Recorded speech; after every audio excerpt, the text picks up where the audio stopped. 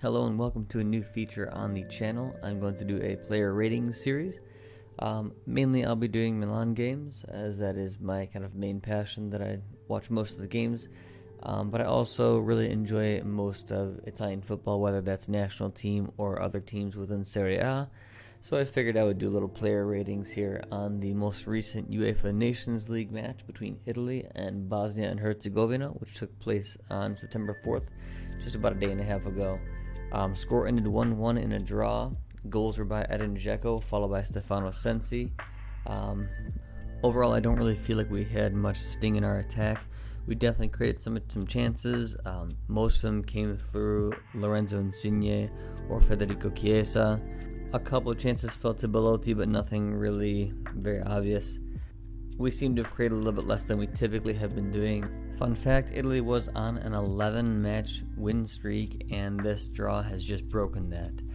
It seems like there just was not maybe as much passion, energy. I mean, players still played hard. You could specifically see that from players like Barella, Sensi, Chiesa. Those guys are running all match long, not just in the offensive phase, but definitely in the defensive phase, and we're never really stopping. What I would say is that overall, I feel like we're going to be fine. Maybe there's just a lot of lag from the short break right after season ends in Serie A, and it's just a really short break until we get back to the new season of Serie A due to the coronavirus, which has changed just about everything this year. That being said, let's get right to it. I'm going to do the Italian team ratings today. We're going to start from the back. We're going to start at Gigio Donnarumma. I feel like he had a good game today. I'd rate him a 6.5. I feel like he was above average. He wasn't stellar. I'm sure could have done better. I think he could have came out a little bit sooner on Dzeko's goal, but that really wasn't his main fault there. Overall, slightly above average, which is 6.5. And for those of you who don't really know how player ratings work, 6 is basically average. It means that you had a pretty good game. You didn't do anything fantastic, but you definitely weren't bad. You overall helped the team out. So it's kind of like the stock rating for somebody who did pretty well. Florenzi is next. I feel like he was one of the weak links today. He did well in the attacking phase, and honestly, most of the game he played well, but he did have a couple of moments that really let him down, really let the team down, and so for him, he is one of the few that ends up underneath 6, and he gets a 5 today. He made a couple of mistakes defensively, let a couple of the Bosnia and Herzegovina players go by him a little bit easily. This is typically how Florenzi plays, though. He's a decent defender and a much better attacker. I'm not sure this is the guy that we 100% need at right back, but it seemingly has been okay so far. And if he cuts down on some of those mistakes, especially later in the game, he should be fine. He was not responsible for the goal, although he could have been, as the Bosnia and Herzegovina player. I don't know his name. He hit the post after Florenzi made his mistake. Next up is going to be Leo Bonucci. I'll give him a 5.5 today, slightly below average. I feel like he always does decent as far as his long passing, his distribution, and all that stuff goes. But in the defensive phase, he has been pretty solid for the most part, but he did let the team down on one moment, and that was the goal. He is not the main culprit. I'll get to the main culprit a little bit later. But both himself and Acerbi failed to pick up Dzeko after our main culprit did not mark Dzeko long enough. Bonucci oftentimes gets out of position. I feel like Acerbi is a good pairing for him, as it kind of keeps him a little more at bay. And I don't know, Bonucci for me, he's always kind of a mystery. He's great going forward, getting header goals and whatnot. Sometimes he'll drive forward, but for me, I don't really like when defenders do that. I'm not a fan of defenders making these crazy runs up forward and doing these insane things. Just, I'm a pretty old school classic guy. Just sit your ass back there, play defense, shut the other team down. If you get a header goal because you're already in the box, great, but don't make this dashing run up forward. I think it's retarded, and the amount of times that it works out is probably very, very low, and the amount of times that you could get screwed is really high. So I don't like it. I know that both Acerbi and Bonucci have been doing that this game. Bonucci definitely more, but I really hope that he just distributes from the back and stops going forward.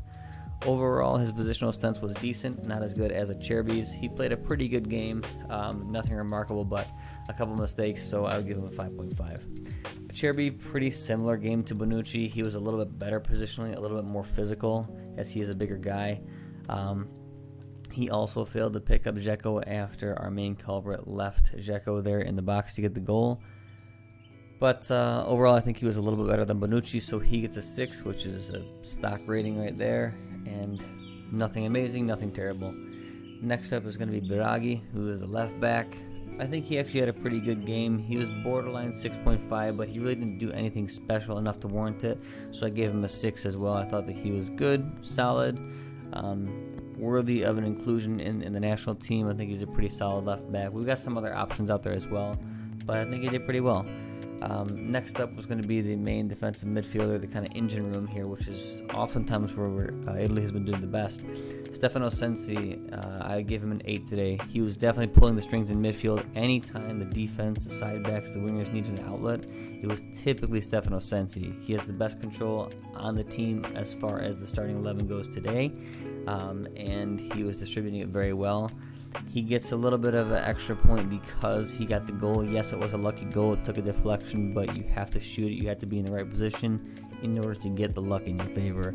He really didn't do too many things wrong today. I feel as if he's definitely one of the better performers, and he was a great performer for Inter even the season before he got injured. I'm glad to see him coming back from his injury strong because he's going to be very important for Italy going forward. Next up is Sensi's midfield partner, not only with Italy, but also with Inter Milan, which I think is very, very cool. Even though I am not an Inter Milan fan, I think it's great that both Sensi and Barella get to play next to each other for an entire season as they get to develop a very good understanding. Barella was fantastic. He was busy. He worked hard the entire game. He won balls back. He drove forward. He kept the pace of the game going. And to be honest, the only reason why he didn't match Sensi's scores because he didn't get the goal. But I feel like they had very equivalent performances. They were top-notch today. I wouldn't fault them. And those are definitely our top 2 performers, this day at least. Next up is Lorenzo Pellegrini. He was the last of the 3-man midfield. I feel like he had a very off game today. He did some good things going forward, but he just didn't have the impact that he's really supposed to be having. I know he's had a lot better games. He's capable of a lot more, but he didn't really offer much offensively, didn't offer much defensively. I feel like we have a lot better midfield options within Italy. Personally, I would have chosen Sandro Tonali, as I feel like he adds a little bit of size and strength to our midfield, which, if you're going to run Sensi and Barella, you have some really small, really thin, not very big guys, which is totally fine. But it's nice to have somebody who actually has some size in there too. And I mean, the other guy who typically is going to be playing for us is Marco Verratti, also a very short in stature guy. None of those guys have any strength. Tonali at least has some strength. He's got some physical prowess, whereas that's really one of the only ones that we're going to be running who has that. So I would definitely put Tonali in there over Pellegrini. Sensi, Barella, Tonali sounds pretty good. Verratti also slot in there for sure. So I feel like those are going to be the 4 that we're deciding between going forward. Pellegrini, I think, is going to be a great sub, and I do believe he should be called up, but I really don't believe he is worthy of the starting spot overall. Additionally, the reason why Pellegrini gets that 5 for the most part is because of his marking on Edin Dzeko. He was initially marking Dzeko at the start of the corner. The initial header, which Bonucci lost out to whoever the Bosnia Herzegovina player was, then went over to a different player, and the second that the ball went over to the other player, for some reason Pellegrini stopped marking Dzeko. He just left. He started going towards the ball that was in the air, even though he was nowhere close to it, and he just left Edin Dzeko alone. Then Acerbi and Bonucci were not close enough to actually follow Dzeko, so lo and behold, you leave Edin Dzeko with the ball a couple feet away from the goal. He's probably going to score it 99 out of 100 times, and he did. I have no idea why Pellegrini would leave the most important player on that entire team alone. It's crazy to me when you look at that team and you look, oh, who do I have to mark in the box? Who should I make sure of all the people doesn't get a very easy chance at goal?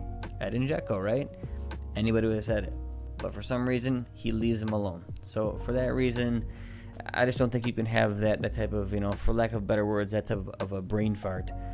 You can't have that type of player starting in your team consistently. Pellegrini's a solid player. He should be a sub, in my opinion. But hey, everybody makes mistakes. Hopefully he doesn't do it going forward. Next, we move on to the wide play. You have Federico Chiesa, who was on the right side. I thought he actually had a very good game. He was a little bit off as far as actually bearing the ball in the back of the net. That's kind of his thing. He scores a decent amount of goals throughout the season typically, but he's got to really improve that facet of his game. Otherwise, he works super hard both offensively, defensively, which is something that Insigne on the other side does not give you. He's not a very good defensive worker. Chiesa wins the ball back. He had some great passes, some great 1-2 plays, some combination play, and always great speed. He just didn't have that final product, but overall, he played a very solid game.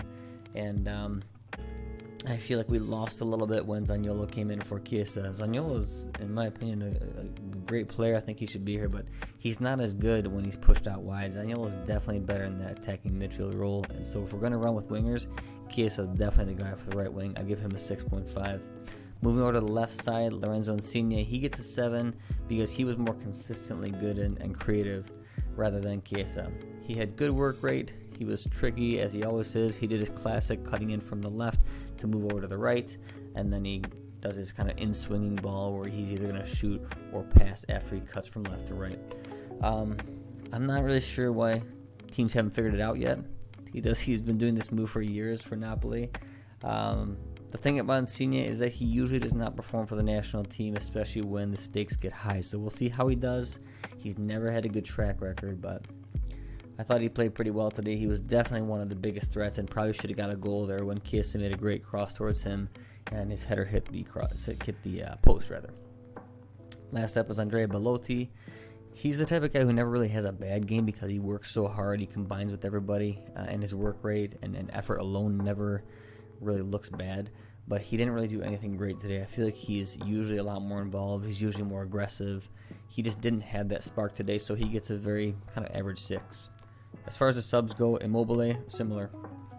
He didn't really have enough time to do too much, but he didn't really offer much more than Belotti, which he usually should based on the awesome season that he had, but he didn't really offer much more, so I would say a 6 for him as well. Zaniolo, I feel like he was still solid, was still a threat, was still dangerous, but he didn't offer us as much as Chiesa on that wing because he's not as fast as Chiesa.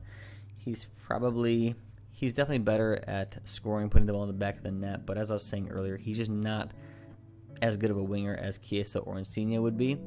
That being said, I do think that Zaniolo definitely should be in the national team. He's been playing great. He's back. He's definitely one of those players who just has a fire in his belly and he's ready to go. But today, he didn't have too much time, and what he did do was pretty average, so 6 out of 10. Last up was Moise Kean. Didn't really have much time, so I'm not really going to rate him. So now we're going to round out with just a couple more things here. So best of the match, man of the match is going to be Stefano Sensi. The reason why it wasn't Barella is because Sensi got the goal, but as I said earlier, this was the kind of main cog in the engine room. He controlled the game, passed left and right, forward and back. He pretty much was the epicenter of everything that Italy had, linking our attack to the midfield, linking our midfield to the defense. So a very, very solid outing from Sensi. Worst of the match, combination of Alessandro Florenzi and Lorenzo Pellegrini, with Lorenzo Pellegrini taking the cake in my book because of his mismanagement of Edin Dzeko for the goal. That's pretty much it. If you liked this, give a thumbs up, subscribe. I'll try to come back with more player ratings. Usually I'm going to be doing more AC Milan player ratings, but I will kind of pipe in here and there with bigger games or with international games. Take care, everybody, and ciao.